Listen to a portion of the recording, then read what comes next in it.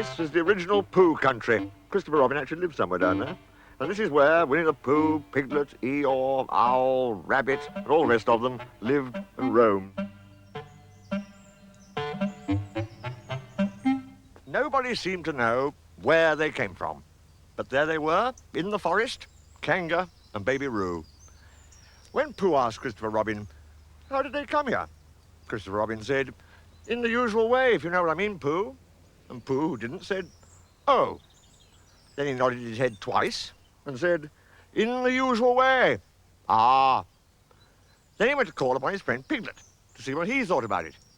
And at Piglet's house he found Rabbit. So they all talked about it together. What I don't like about it is this, said Rabbit. Here are we, you, Piglet, and me, and suddenly, and Eeyore, said Pooh. And Eeyore, and then suddenly, and Owl, said Pooh. And Owl. And then all of a sudden, oh, and Eeyore, said Pooh, I was forgetting him. Here we are, said Rabbit, very slowly and carefully, all of us. And then suddenly we wake up one morning, and what do we find? We find a strange animal among us. An animal of whom we have never even heard before. An animal who carries her family about with her in her pocket. Suppose I carried my family about with me in my pocket. How many pockets should I want? 16, said Piglet. 17, isn't it? Said Rabbit. And one more for a handkerchief? That's 18. 18 pockets in one suit. I haven't time. There was a long and thoughtful silence. And then Pooh, who'd been frowning very hard for some minutes, said, I make it 15. What? Said Rabbit. 15. 15 what? Your family. What about them? Pooh rubbed his nose and said he thought Rabbit had been talking about his family. Did I? Said Rabbit carelessly. Yes, you said. Never mind, Pooh, said Piglet impatiently. The question is, what are we to do about Kanga? Oh, I see, said Pooh. The best way, said Rabbit, would be this. The best way would be to steal Baby Roo and hide him. And then, when Kanga says, where's Baby Roo, we say, aha. Aha, said Pooh, practicing. Aha. Aha. Of course, he went on, we could say, aha, even if we hadn't stolen Baby Roo. Pooh, said Rabbit kindly, you haven't any brain. I know, said Pooh humbly. We say aha so that Kanga knows that we know where Baby Roo is. Aha means we'll tell you where Baby Roo is if you promise to go away from the forest and never come back. Now, don't talk while I think. Pooh went into a corner and tried saying, aha, in that sort of voice. Sometimes it seemed to him that it did mean what Rabbit said, and sometimes it seemed to him that it didn't. I suppose it's just practice, he thought. I wonder if Kanga will have to practice too, so as to understand it. There's just one thing, said Piglet, fidgeting a bit. I was talking to Christopher Robin, and he said that a Kanga was generally regarded as one of the fiercer animals. I am not frightened of fierce animals in the ordinary way, but it is well known that if one of the fiercer animals is deprived of its young, it becomes as fierce as two of the fiercer animals. In which case, aha is perhaps a foolish thing to say. Piglet, said Rabbit, taking out a pencil and licking the end of it, you haven't any pluck. Now listen, all of you, said Rabbit, when he had finished writing, and Pooh and Piglet sat listening very eagerly with their mouths open.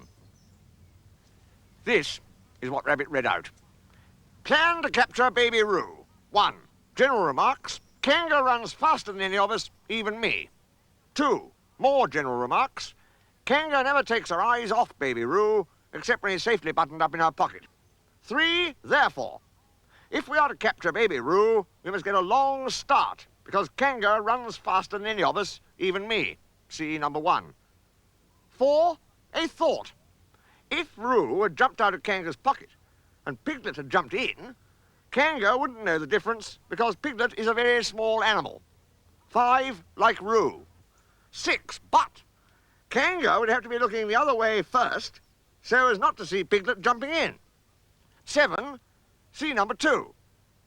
Kanga never takes her eyes off Baby Roo except when he's safely buttoned up in her pocket. 8.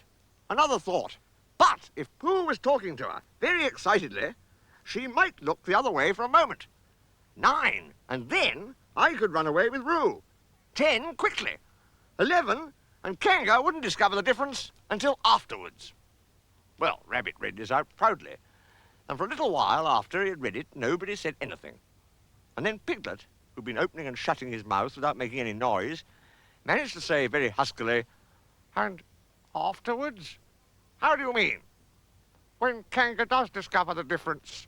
Then we all say, aha!" "All three of us?" "Yes." "Oh. Why, what's the trouble, Piglet?" "Nothing," said Piglet. "As long as we all three say it." "As long as we all three say it," said Piglet. "I don't mind," he said, "but I shouldn't care to say, aha, by myself.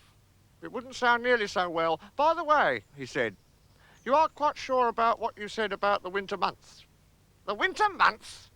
"Yes, only being fierce in the winter months." "Oh, yes, that's all right. Well, Pooh, you see what you have to do." "No," said Pooh Bear. "Not yet," he said. "What do I do?" "Well, you just have to talk very hard to Kanga so she doesn't notice anything."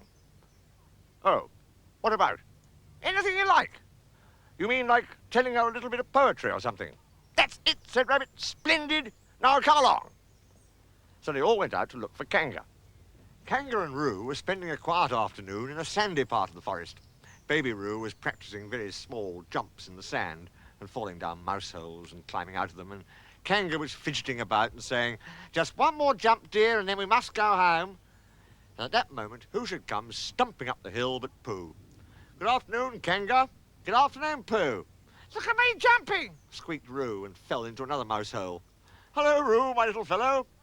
"We were just going home," said Kanga. "Good afternoon, Rabbit. Good afternoon, Piglet." Rabbit and Piglet had now come up from the other side of the hill.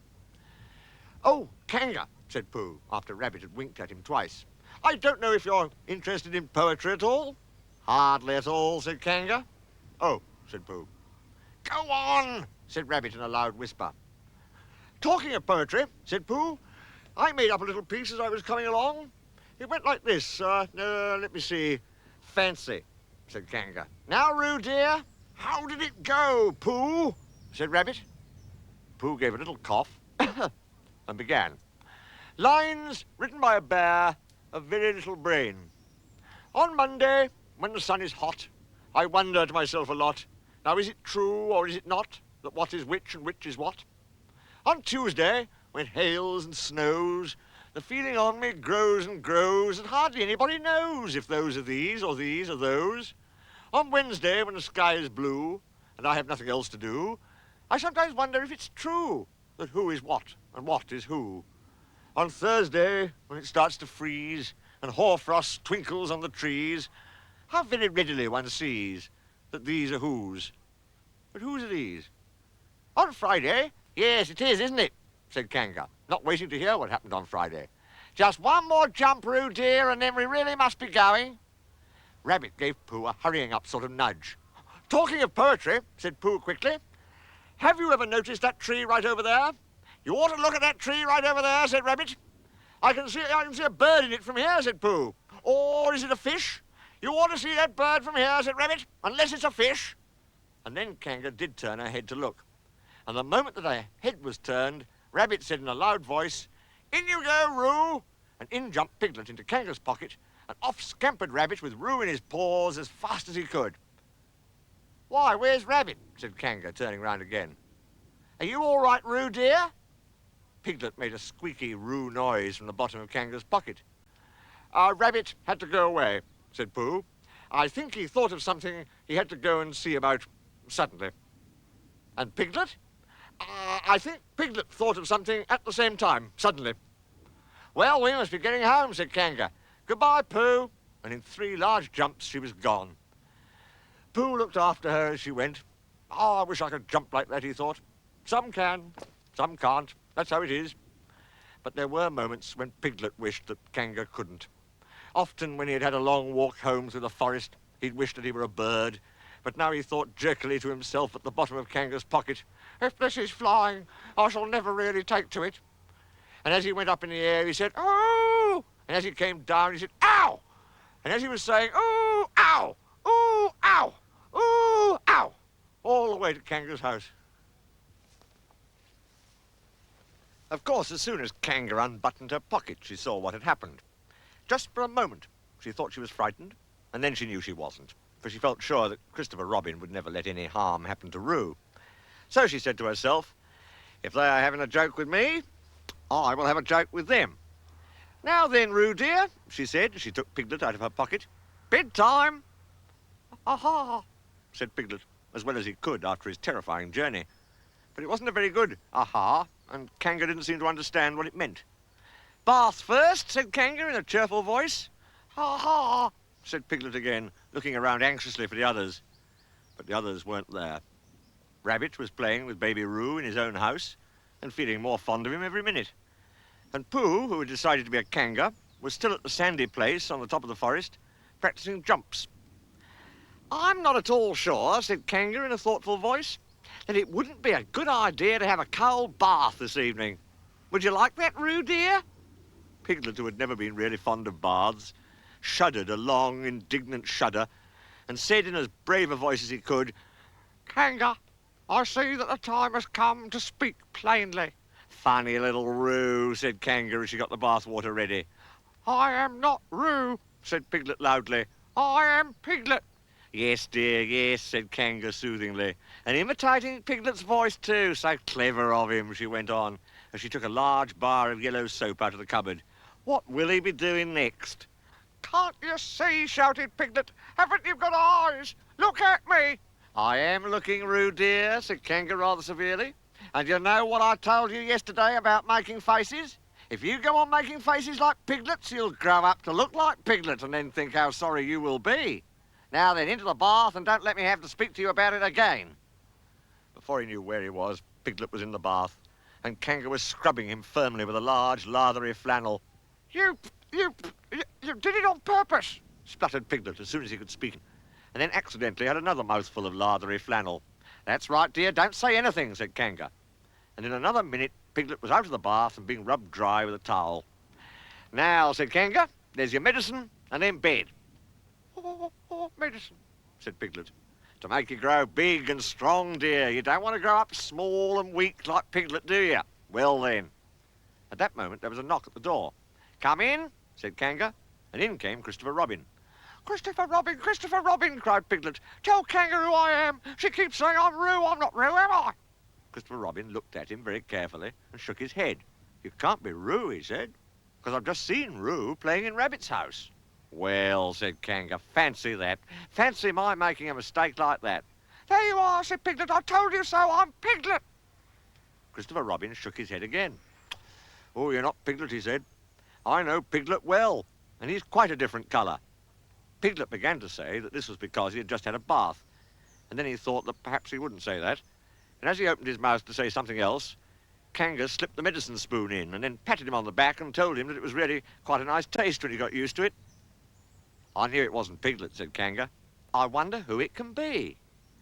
Perhaps it's some relation of Pooh's, said Christopher Robin. What about a nephew or an uncle or something? Kanga agreed that this was probably what it was, and said that they would have to call it by some name. I shall call it Pootle, said Christopher Robin. Henry Pootle for short. And just when it was decided, Henry Pootle wriggled out of Kanga's arms and jumped to the ground. To his great joy, Christopher Robin had left the door open. Never had Henry Pootle Piglet run so fast as he ran then, and he didn't stop running until he got quite close to his house. But when he was 100 yards away, he stopped running and rolled the rest of the way home so as to get his own nice, comfortable colour again. So Kanga and Roo stayed in the forest, and every Tuesday Roo spent the day with his great friend Rabbit, and every Tuesday Kanga spent the day with her great friend Pooh, teaching him to jump, and every Tuesday Piglet spent the day with his great friend Christopher Robin. So they were all happy again.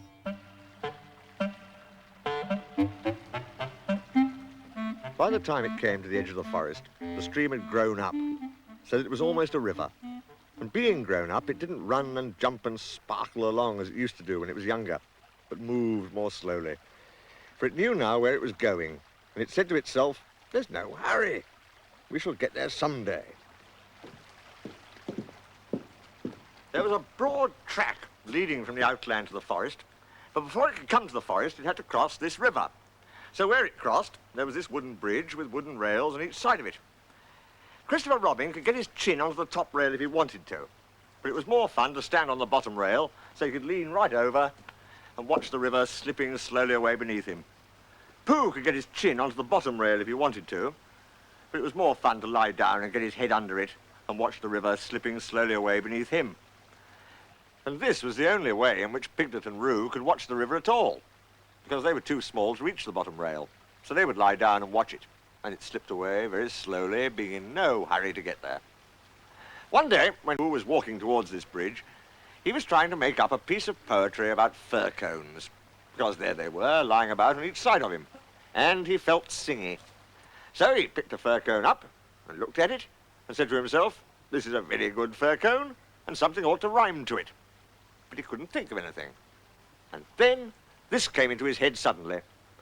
Here is a mystery about a little fir tree.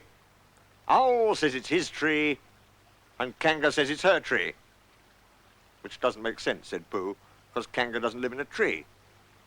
He had just come to the bridge, and not looking where he was going, he tripped over something, and the fir cone jerked out of his paw into the river. "Bother," said Pooh, as it floated slowly under the bridge. And he went back to get another fir cone which had a rhyme to it. But then he thought that he would just look at the river instead, because it was a peaceful sort of day. So he lay down and looked at it, and it slipped slowly away beneath him. And suddenly, there was his fir cone slipping away too. "That's funny," said Pooh. "I dropped it on the other side," said Pooh, "and it came out on this side. I wonder if it would do it again." And he went back for some more fir cones. It did. It kept on doing it. Then he dropped two in at once and leant over the bridge to see which of them would come out first. And one of them did. But as they were both the same size, he didn't know if it was the one which he wanted to win or the other one. So the next time, he dropped one big one and one little one. And the big one came out first, which is what he had said it would do, and the little one came out last, which is what he had said it would be. So he'd won twice. And when he went home for tea, he had won 36 and lost 28, which meant that he had, well, you take 28 from 36. And that's what he was, instead of the other way round. And that was the beginning of the game called Pooh Sticks, which Pooh invented and which he and his friends used to play on the edge of the forest. But they played with sticks instead of fir cones because they were easier to mark. Now one day, Pooh and Piglet and Rabbit and Roo were all playing Pooh Sticks together. They had dropped their sticks in when Rabbit said, "Go!" And then they had hurried across to the other side of the bridge, and now they were all leaning over the edge, waiting to see whose stick would come out first. But it was a long time coming, because the river was very lazy that day and hardly seemed to mind if it didn't ever get there at all. "I can see mine," cried Roo. "No, I can't. It's something else. Can you see yours, Piglet?" "I thought I could see mine, but I couldn't." "There it is. No, it isn't. Can you see yours, Pooh?" "No," said Pooh. "I expect my stick's stuck," said Roo. "Rabbit, my stick's stuck. Is your stick stuck, Piglet?" "They always take longer than you think," said Rabbit. "How long do you think they'll take?" asked Roo. "I can see yours, Piglet," said Pooh suddenly. "Mine's a sort of greyish one," said Piglet, not daring to lean too far over in case he fell in. "Yes, that's what I can see. It's coming on to my side." Rabbit leant further over than ever, looking for his, and Roo wriggled up and down, calling out, "Come on, stick, stick, stick, stick." And Piglet got very excited, because his was the only one which had been seen, and that meant that he was winning. "It's coming," said Pooh. "Are you sure it's mine?" squeaked Piglet excitedly. "Yes, because it's grey. A big grey one. Here it comes. A very big grey... Oh, no, it isn't. It's Eeyore." And out floated Eeyore. "Eeyore!" cried everybody. Looking very calm, very dignified, with his legs in the air, came Eeyore from beneath the bridge. "It's Eeyore!" cried Roo, terribly excited. "Is that so?" said Eeyore, getting caught up by a little eddy and turning slowly round 3 times. "I wondered." "I didn't know you were playing," said Roo. "I'm not," said Eeyore. "Eeyore, what are you doing there?" said Rabbit. "I'll give you 3 guesses, Rabbit. Digging holes in the ground, wrong. Leaping from branch to branch of a young oak tree, wrong. Waiting for somebody to help me out of the river, right. Give Rabbit time and he'll always get the answer. But Eeyore, said Pooh in distress, what can we, how shall we, do you think if we... Yes, said Eeyore, one of those would be just the thing. Thank you, Pooh. He's going round and round, said Roo, much impressed. And why not? Said Eeyore coldly. I can swim too, said Roo proudly. Not round and round, said Eeyore. It's much more difficult. I didn't want to come swimming at all today, he went on, revolving slowly. But if, when in, I decide to practice a slight circular movement from right to left, or perhaps I should say, he added, as he got into another eddy, from left to right, just as it happens to occur to me, it is nobody's business but my own. There was a moment's silence while everybody thought. I've got a sort of idea, said Pooh at last, but I don't suppose it's a very good one. I don't suppose it is either, said Eeyore. Go on, Pooh, said Rabbit. Let's have it. Well, if we all threw stones and things into the river on one side of Eeyore, the stones would make waves, and the waves would wash him to the other side. That's a very good idea, said Rabbit. And Pooh looked happy again. Very, said Eeyore. When I want to be washed, Pooh, I'll let you know. Supposing we hit him by mistake, said Piglet anxiously. Or supposing you missed him by mistake, said Eeyore. Think of all the possibilities, Piglet, before you settle down to enjoy yourselves. But Pooh had got the biggest stone he could carry and was leaning over the bridge, holding it in his paws. I'm not throwing it. I'm dropping it, Eeyore, he explained. And then I can't miss. I can't hit you. Could you stop turning round for a moment? Because it muddles me rather. No, said Eeyore. I like turning round. Rabbit began to feel that it was time he took command. Now, Pooh, he said, when I say now, you can drop it. Eeyore, when I say now, Pooh will drop his stone. Thank you very much, Rabbit, but I expect I shall know. Are you ready, Pooh? Piglet, give Pooh a little more room. Get back there, Roo. Are you ready? No, said Eeyore. No, said Rabbit. Pooh dropped his stone. There was a loud splash and Eeyore disappeared. It was an anxious moment for the watchers on the bridge. They looked and looked, and even the sight of Piglet's stick coming out a little in front of Rabbit's didn't cheer them up as much as you would have expected. And then, just as Pooh was beginning to think that he must have chosen the wrong stone, or the wrong river, or the wrong day for his idea, something grey showed for a moment by the riverbank, and it got slowly bigger and bigger. And at last it was Eeyore coming out. With a shout, they rushed off the bridge and pushed and pulled at him, and soon he was standing among them again on dry land. Oh, Eeyore, you are wet, said Piglet, feeling him. Eeyore shook himself and asked somebody to explain to Piglet what happened when you'd been inside a river for quite a long time. How did you fall in, Eeyore? Asked Rabbit, as he dried him with Piglet's handkerchief. I didn't, said Eeyore. But how? I was bounced, said Eeyore. Who? Said Roo excitedly. Did somebody push you? Somebody bounced me. I was just thinking by the side of the river, thinking, if any of you know what that means, when I received a loud bounce. Oh, Eeyore, said everybody. Are you sure you didn't slip? Asked Rabbit wisely. Of course I slipped. If you're standing on the slippery bank of a river and somebody bounces you loudly from behind, you slip. What did you think I did? But who did it? Asked Roo. Eeyore didn't answer. I expect it was Tigger, said Piglet nervously. But Eeyore, said Pooh, was it a joke or an accident? I didn't stop to ask, Pooh. Even at the very bottom of the river, I didn't stop to say to myself, is this a hearty joke or is it the merest accident? I just floated to the surface and said to myself, it's wet, if you know what I mean. And where was Tigger? Asked Rabbit. Before Eeyore could answer, there was a loud noise behind them, and through the hedge came Tigger himself. Hello, everybody, said Tigger cheerfully. Hello, Tigger, said Roo. Rabbit became very important suddenly. Tigger, he said solemnly, what happened just now? Just when, said Tigger, a little uncomfortably. when you bounced Eeyore into the river. I didn't bounce him. You bounced me, said Eeyore gruffly. I didn't really. I had a cough, and I happened to be behind Eeyore, and I said, grrr, hoopsa. Why? Said Rabbit, helping Piglet up and dusting him. It's all right, Piglet. It took me by surprise, said Piglet nervously. That's what I call bouncing, said Eeyore. Taking people by surprise. A very unpleasant habit.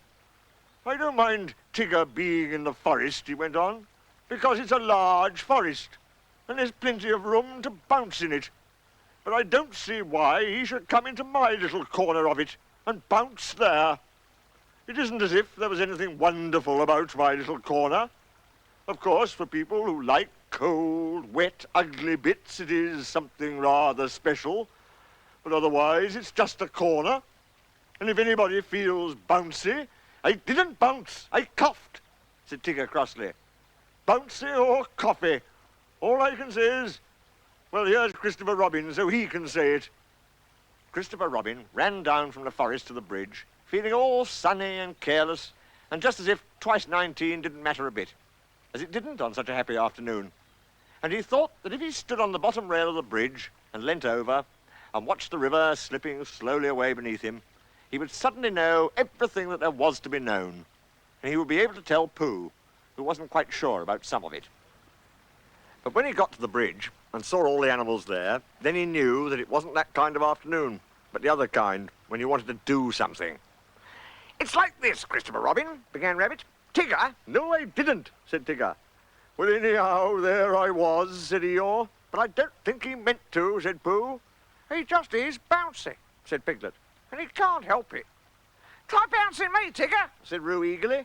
Eeyore, Tigger's going to try me. Piglet, do you think? Yes, yes, said Rabbit. We don't all want to speak at once. The point is, what does Christopher Robin think about it? All I did was I coughed, said Tigger. He bounced, said Eeyore. Well, I sort of boffed, said Tigger. Hush, said Rabbit, holding up his paw. What does Christopher Robin think about it all? That's the point. Well, said Christopher Robin, not quite sure what it was all about. I think, yes, said everybody. I think we ought to play Pooh Sticks. So they did. And Eeyore, who had never played before, won more times than anybody else. And Roo fell in twice, the first time by accident, and the second time on purpose, because he suddenly saw Kanga coming from the forest, and he knew he'd have to go to bed anyhow. So when Rabbit said he'd go with them, and Tigger and Eeyore went off together because Eeyore wanted to tell Tigger how to win at Pooh Sticks, which you do by letting your stick drop in a twitchy sort of way, if you understand what I mean, Tigger. And Christopher Robin and Pooh and Piglet were left on the bridge by themselves. For a long time they looked at the river beneath them, saying nothing. And the river said nothing too, for it felt very quiet and peaceful on this summer afternoon. Tigger is all right, really, said Piglet lazily. Of course he is, said Christopher Robin. Everybody is, really, said Pooh. That's what I think, said Pooh. But I don't suppose I'm right, he said. Of course you are, said Christopher Robin.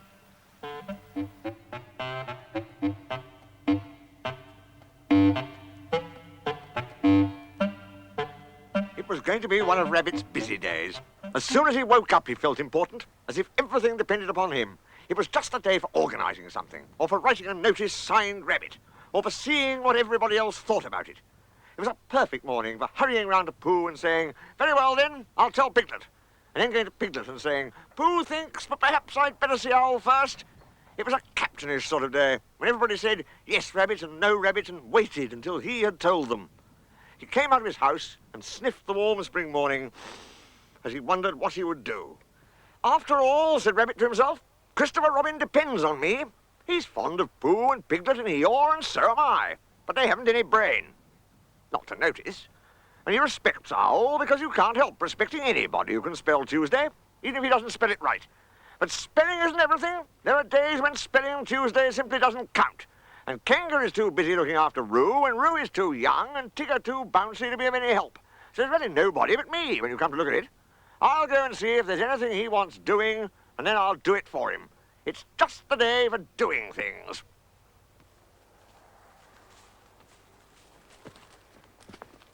Rabbit hurried on to the edge of the 100 Acre Wood, feeling more important every minute, and soon he came to the tree where Christopher Robin lived. He knocked at the door, and he called out once or twice, then he walked back a little way and put his paw up to keep the sun out and called to the top of the tree.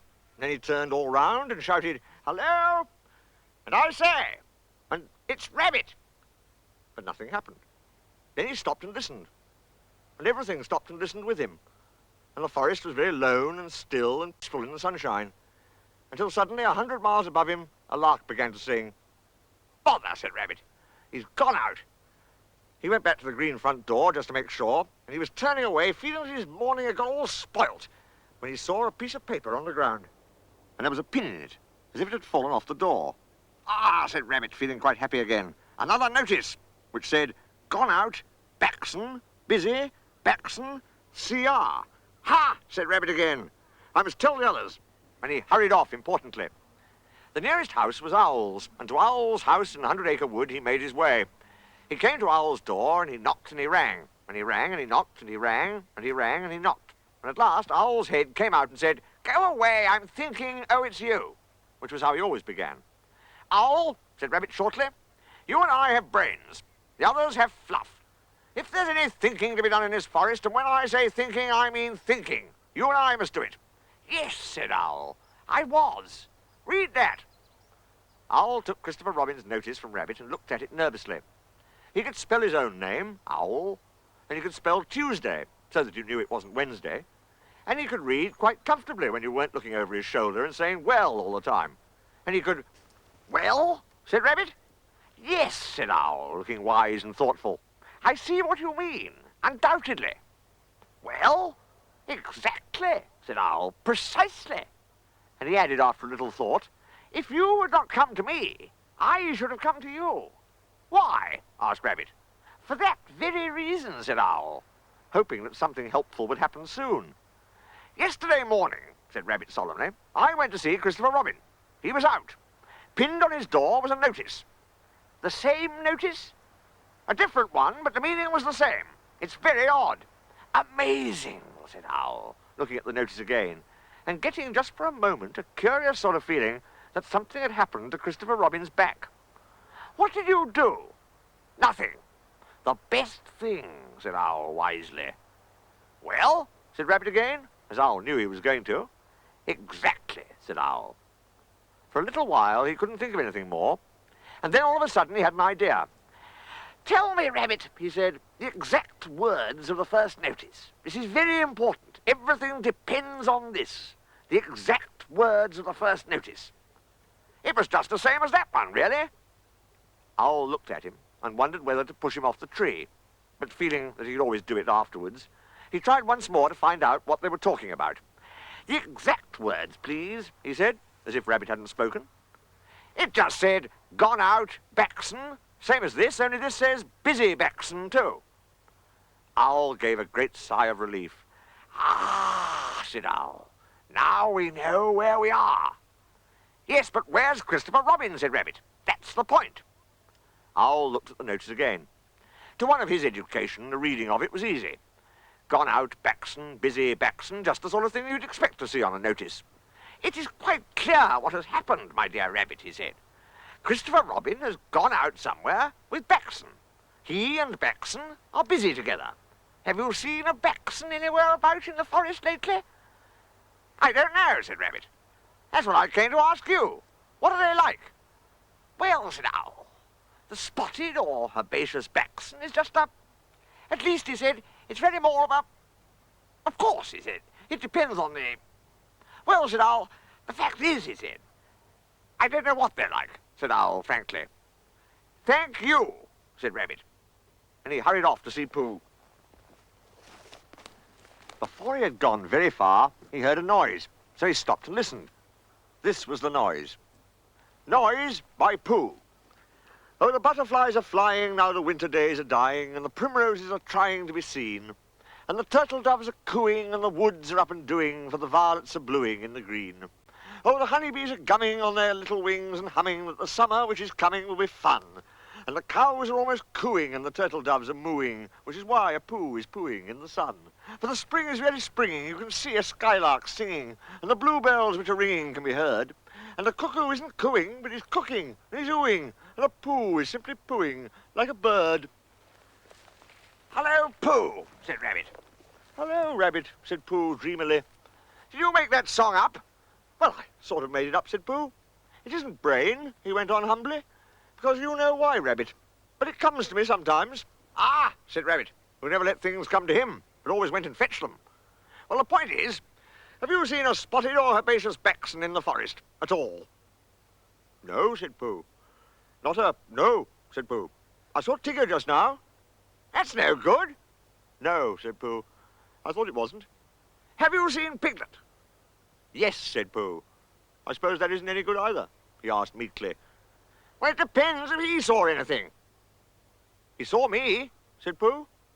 Rabbit sat down on the ground next to Pooh, and feeling much less important like that, stood up again. What it all comes to is this, he said. What does Christopher Robin do in the morning nowadays? What sort of thing? Well, can you tell me anything you've seen him do in the morning, these last few days?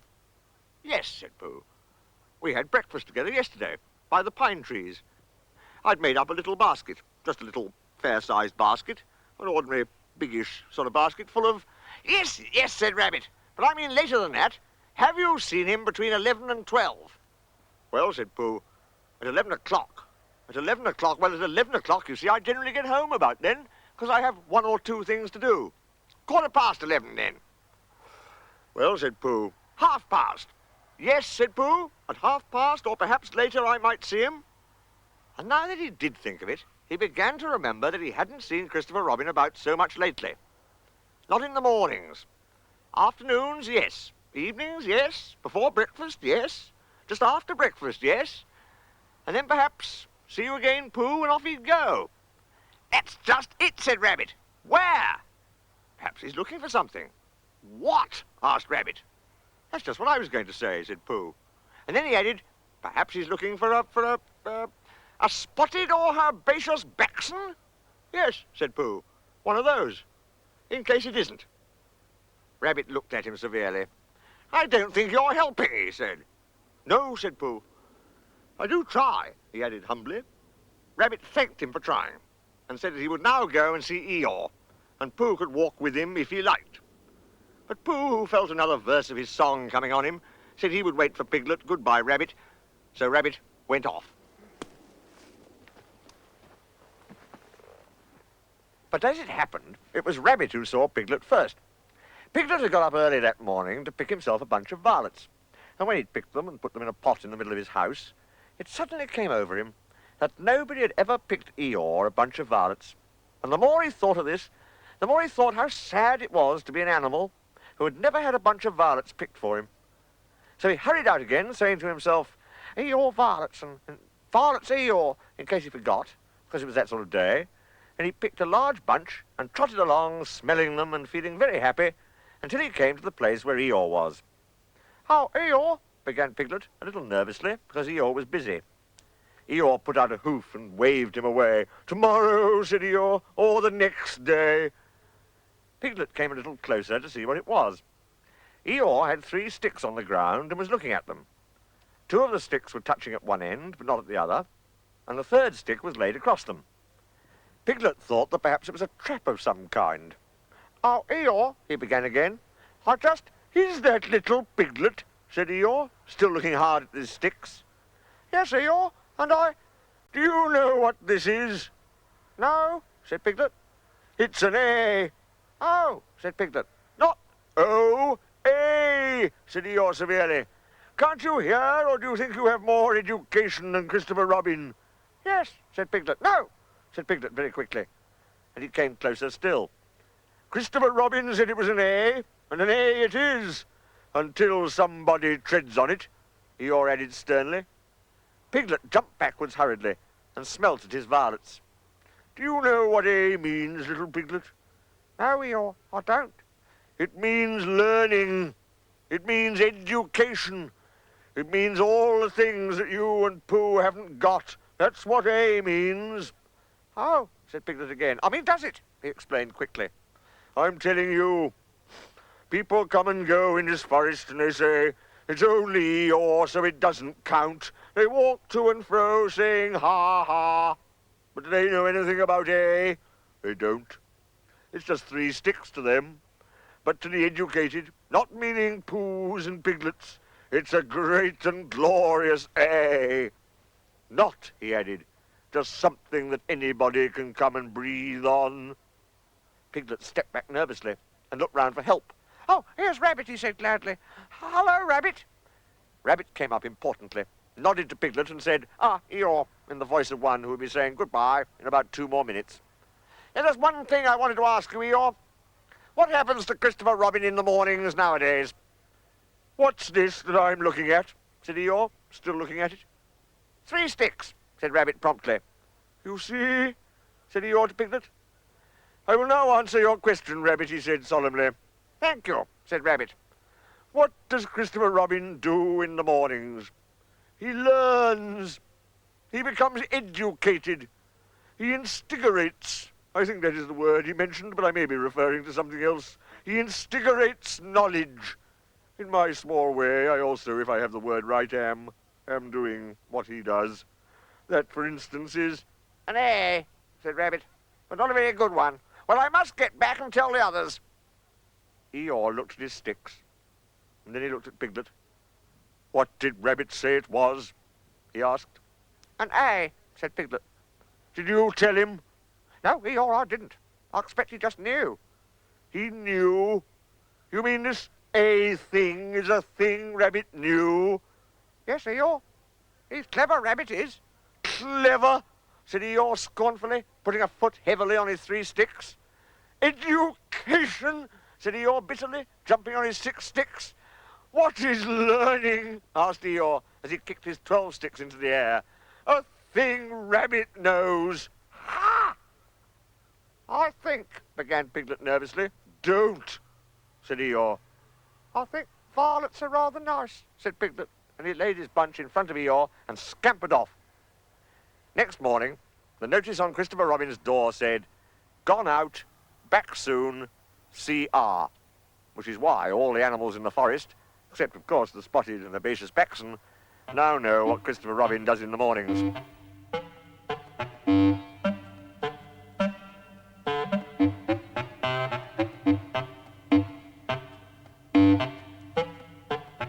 Christopher Robin was going away.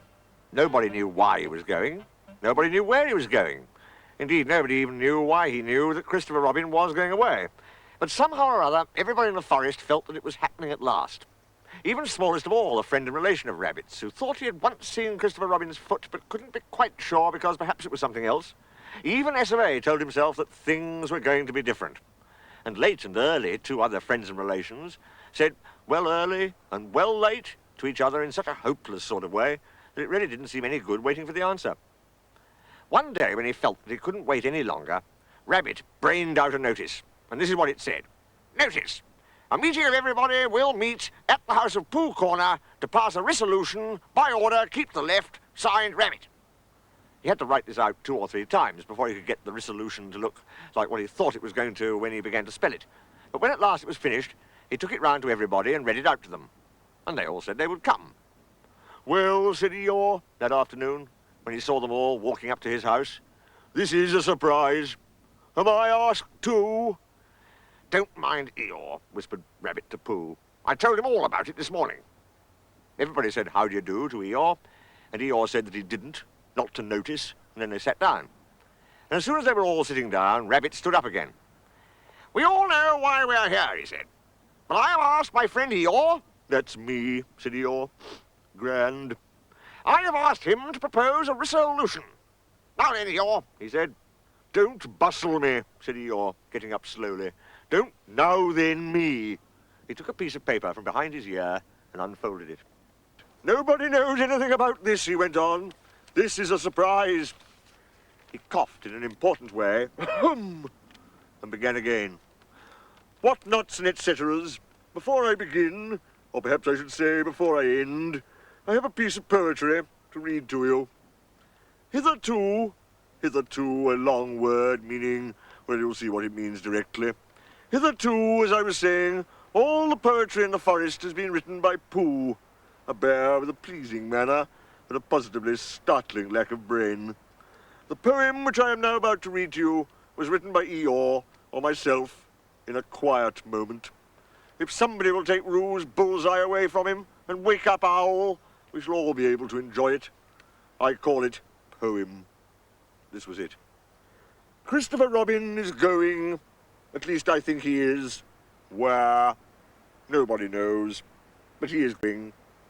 I mean he goes, to rhyme with nose. Do we care? To rhyme with where. We do, very much. I haven't got a rhyme for that is in the second line yet. Bother. Now I haven't got a rhyme for bother. Bother. Those two bothers will have to rhyme with each other. Bother. The fact is, this is more difficult than I thought. I ought, very good indeed, I ought to begin again, but it is easier to stop. Christopher Robin, goodbye. Good, and all your friends sends, all your friend send, very awkward this, it keeps going wrong. Well, anyhow, we send our love end. If anybody wants to clap, said Eeyore when he had read this, now is the time to do it. They all clapped. Thank you, said Eeyore. Unexpected and gratifying, if a little lacking in smack. It's much better than mine, said Pooh admiringly, and he really thought it was. Well, explained Eeyore modestly, it was meant to be. The resolution, said Rabbit, is that we all sign it and take it to Christopher Robin. So it was signed.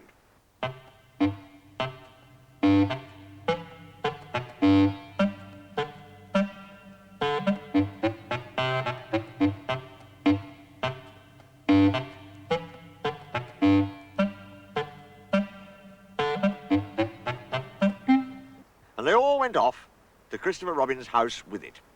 Hello, everybody, said Christopher Robin. Hello, Pooh. They all said hello and felt awkward and unhappy suddenly, because it was a sort of goodbye they were saying, and they didn't want to think about it.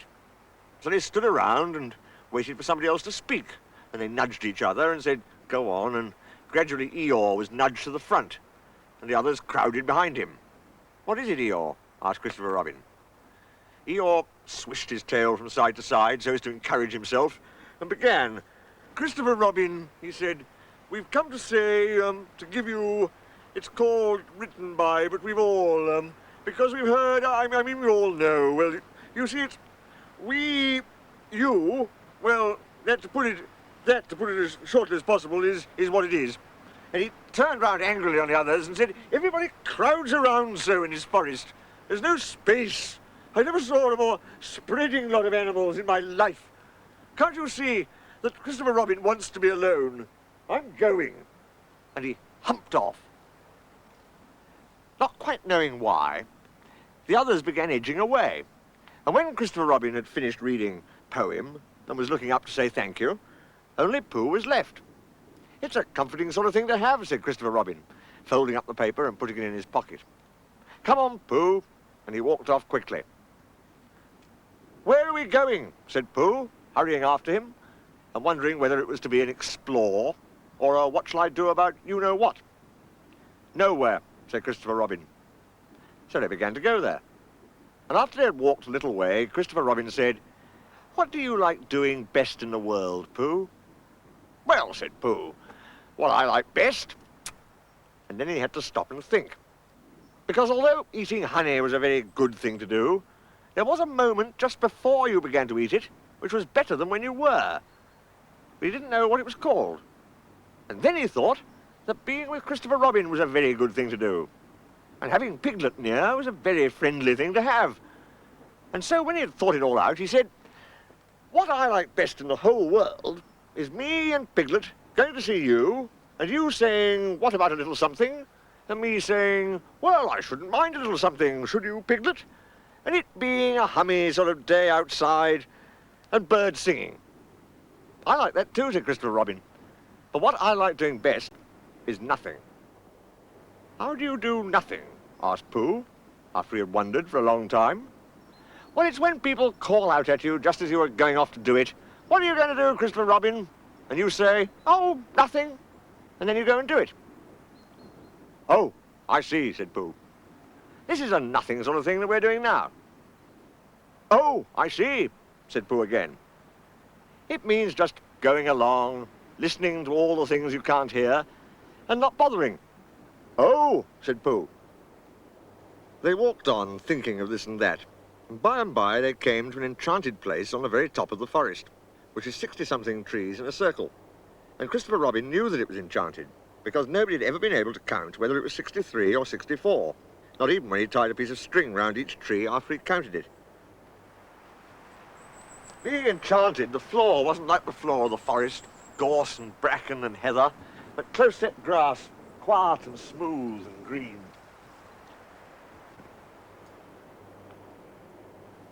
It was the only place in the forest where you could sit down carelessly without getting up again almost at once and looking for somewhere else. Sitting there, they could see the whole world spread out until it reached the sky. And whatever there was, all the world over, was with them in Galleon's lap. Suddenly Christopher Robin began to tell Pooh about some of the things. People called kings and queens, and something called factors, and a place called Europe, and an island in the middle of the sea where no ships came, and how you make a suction pump, if you want to, and when knights were knighted, and what comes from Brazil. And Pooh, his back against one of the 60-something trees, and his paws folded in front of him, said, "Oh, and I don't know," and thought how wonderful it would be to have a real brain which could tell you things. And by, Christopher Robin came to an end of the things and was silent, and he sat there looking out over the world and wishing it wouldn't stop. But Pooh was thinking too, and he said suddenly to Christopher Robin, "Is it a very grand thing to be an afternoon, what you said?" "A what?" said Christopher Robin lazily, as he listened to something else. "On a horse," explained Pooh. "A knight?" "Oh, was that it?" said Pooh. "I thought it was a... Is it as grand as a king and factors and all the other things you said?" "Well, it's not as grand as a king," said Christopher Robin. And then, as Pooh seemed disappointed, he added quickly, "But it's grander than factors." "Could a bear be one?" "Of course he could," said Christopher Robin. "I'll make you one." And he took a stick and touched Pooh on the shoulder and said, "Rise, Sir Pooh the Bear, most faithful of all my knights." So Pooh rose and sat down and said thank you, which is the proper thing to say when you've been made a knight, and he went into a dream again, in which he and Sir Pump and Sir Brazil and Factors lived together with a horse and were faithful knights, all except Factors, who looked after the horse, to good King Christopher Robin. And every now and then he shook his head and said to himself, "I'm not getting it right." Then he began to think of all the things Christopher Robin would want to tell him when he came back from wherever he was going to, and how muddling it would be for a bear of very little brain to try and get them right in his mind. "So perhaps," he said sadly to himself, "Christopher Robin won't tell me any more." And he wondered if being a faithful knight meant that you just went on being faithful without being told things. Then suddenly again, Christopher Robin, who was still looking at the world with his chin in his hands, called out, "Pooh!" "Yes," said Pooh. When Pooh?" "Yes, Christopher Robin?" "I'm not going to do nothing any more." "Never again?" "Well, not so much. They don't let you." Pooh waited for him to go on, but he was silent again. "Yes, Christopher Robin?" said Pooh helpfully. "Pooh, when I'm not doing nothing, will you come up here sometimes?" "Just me?" "Yes, Pooh." "Will you be here too?" "Yes, Pooh, I will be, really. I promise I will be, Pooh." "That's good," said Pooh. "Pooh, promise you won't forget about me, ever? Not even when I'm 100? Pooh thought a little. "How old shall I be then?" 99. Pooh nodded. "I promise," he said. Still with his eyes on the world, Christopher Robin put out a hand and felt for Pooh's paw. "Pooh," said Christopher Robin earnestly, If I'm not quite..." He stopped and tried again. "Pooh, whatever happens, you will understand, won't you?" "Understand what?" "Oh, nothing." He laughed and jumped to his feet. "Come on." "Where?" said Pooh. "Anywhere," said Christopher Robin. So they went off together. But wherever they go, and whatever happens to them on the way, in that enchanted place on the top of the forest, a little boy and his bear will always be playing. I'm off to anywhere now, too, so farewell.